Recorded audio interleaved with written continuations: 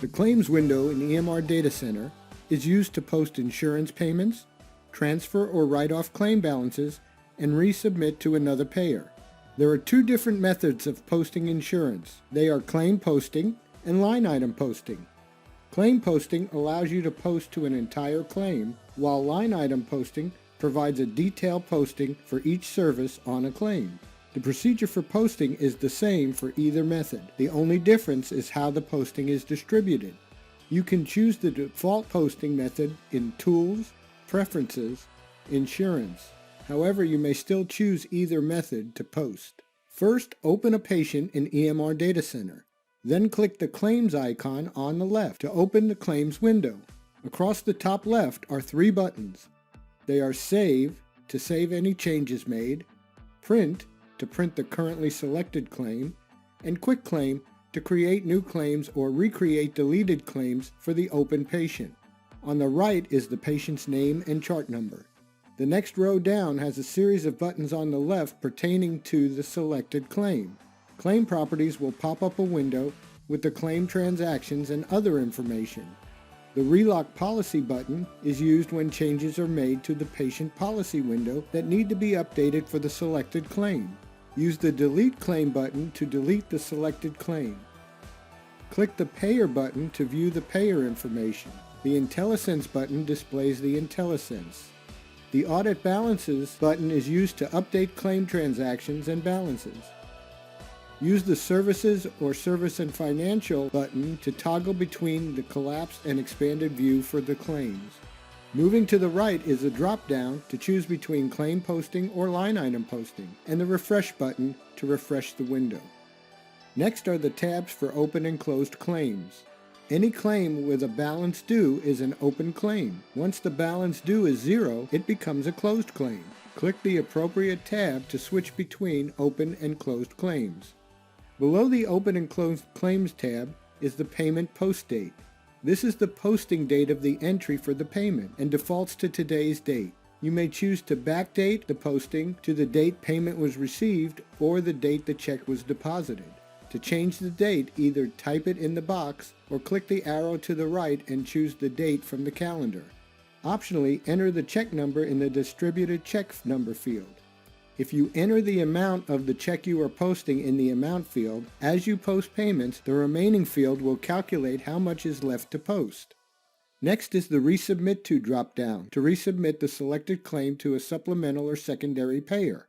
To the right are the buttons to post a settlement check, like from an attorney, to clear all postings not saved, to clear the current row being processed, and the buttons to apply the transfer write-off percent as defined in the policy window or force a write-off of the remaining balance.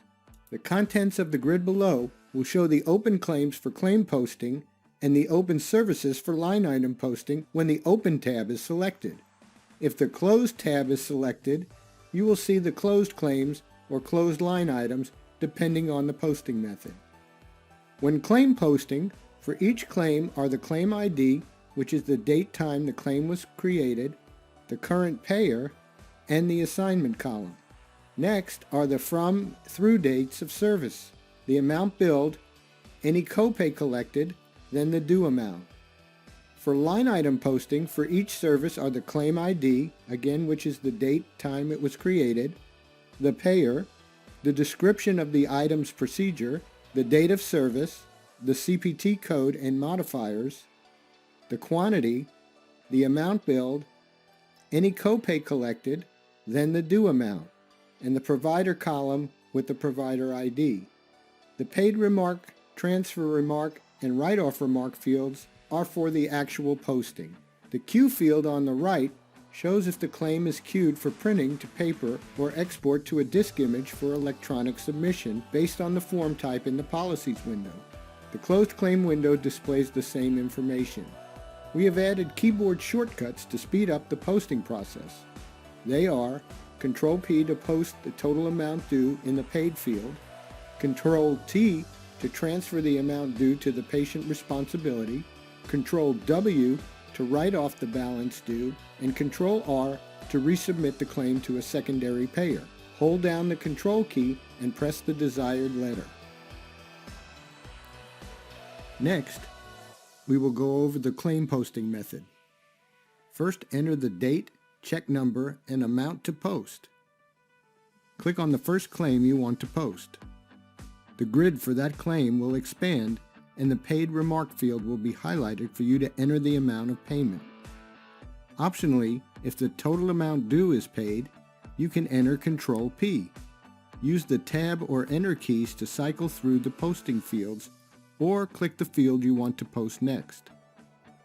If there is an amount to transfer to the patient, enter that amount in the Transfer Remark field or Control T to transfer the full amount due on the claim.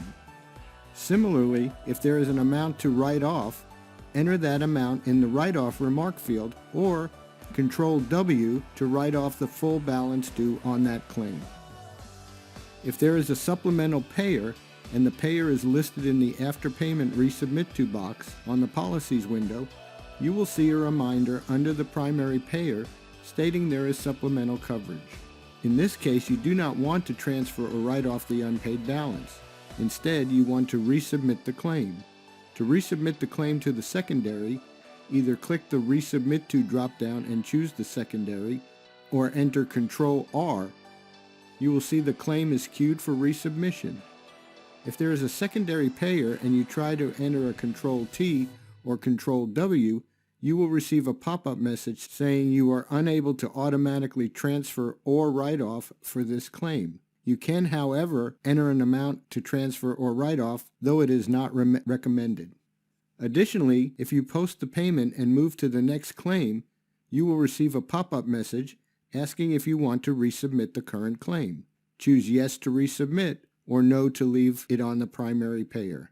If you make a mistake during posting, click the Clear Row button to clear the current row you are posting, or the Clear All to remove any posting not saved.